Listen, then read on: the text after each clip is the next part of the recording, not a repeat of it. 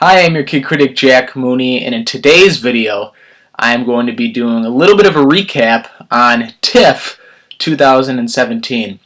So if you don't know, TIFF stands for the Toronto International Film Festival. So basically they show, 200 films that get into the film festival, and they show them to the public, critics, the people behind the movie, the filmmakers. And it's a really cool event, and I was very fortunate to have gone this past weekend. So yeah, TIFF is pretty cool. I'm excited to go in the future. So I'm just going to recap on the movies I saw, the stars I saw, and yeah. So the first movie that I saw at TIFF was a movie called Molly's Game. And Molly's Game comes out, I think, around Thanksgiving time in the United States.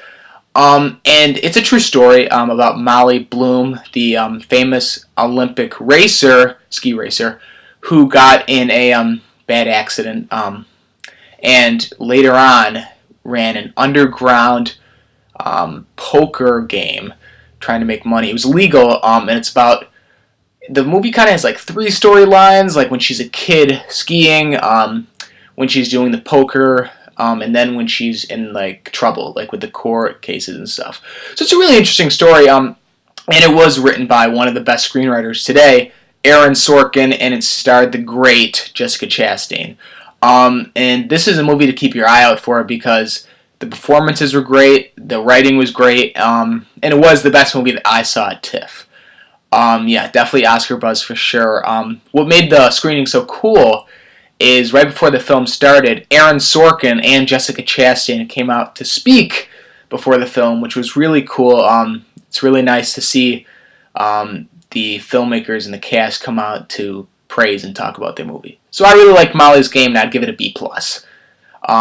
The second movie I saw was Louis C.K.'s kind of secret movie, I Love You, Daddy. And I went in not knowing what the thing was about at all. He even said, because he was there, let's see who was there. Louie was there, John Malkovich was there, Edie Falco was there, Charlie Day was there. A lot of celebrities were there, and they all sat in the audience with us, which was cool.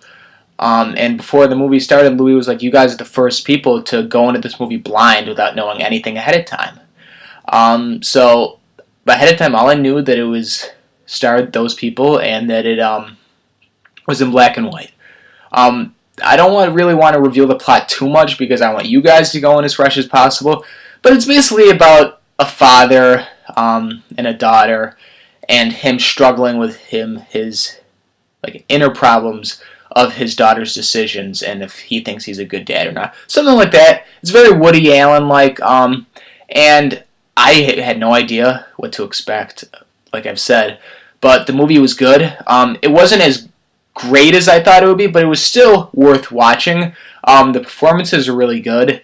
The writing was funny. I'd have to say Charlie Day, was the best part of the whole movie. He stole the show. He was so funny, and he has a great career in front of him. He did Sunny, Fist Fight. I think he was in the Horrible Bosses movies, but yeah. And then Louie, he's usually used to doing dark comedy, and I think it really fit with his character here. Funny, strange, and a little sad at the same time. So I'd give I Love You, Daddy a B. I think it needs some touches here and there. It needs a studio to back behind it. I actually think Netflix is going to come and grab this one up. It would be a great movie to go on Netflix. Okay, so the third movie I saw was Suburbicon. Now, before I went into this, I saw that, it had like a 40% Rotten Tomatoes. And I'm like, I don't know. And it's written by the Coen brothers. It's directed by George Clooney. It stars Matt Damon, Julianne Moore, Oscar Isaac. So it's really an A-list film. And the movie's fine. I'm not going to tell you to go rush out and see it like Molly's Game, because this comes out around Halloween. But I do appreciate that it was trying to tackle big themes like racism. Because there's basically two stories going on at the same time. One about a black family moving into a very white suburban neighborhood. And then also about Matt Damon's wife being killed. And I'm not going to spoil anything at all because there is twists and turns along the way. And at the end it gets quite good. Very, very dark, but funny at the same time. I just think that the movie bit off too much than it could chew, and it was boring at times, and it felt lost at times, and how great of writers the Coen brothers are. I didn't see that passion that I've seen in the past. True Grit, Oh Brother Where Art Thou, No Country for Old Men. So Burn After Reading, I'm one of the few who likes that. So I was wishing for more out of Suburbicon, but it's not bad. I mean, I'd give it a B minus. But what did make it cool is after George Clooney came out to speak about the movie.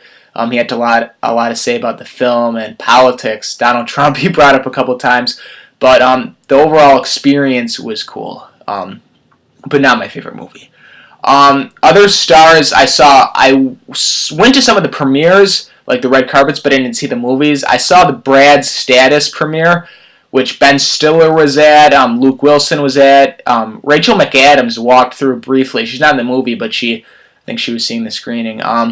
Then I saw the Killing of a Sacred Deer premiere. I was really close to Nicole Kidman, and Colin Farrell walked by. I took pictures of them. And then I also was at the Chappaquiddick Premiere, which is directed by my local filmmaker, John Curran. He actually lives right up the street from me. I saw Jim Gaffigan, Jason Clarke, Ed Helms. Did I see anybody else? Maybe I did. But yeah, it was really cool to see celebrities that close and to take pictures. And yeah, so those are all the celebrities I saw. Those are the movies I saw. I'd say Molly's Game is the best. I Love You Daddy is in the middle, and then Suburbicon is the worst. They're not bad movies at all. Just I found Molly's Game was the most superior, probably because of the acting and the writing. So expect Sorkin and Chastain to be at the award shows. So yeah, that is my recap on TIFF.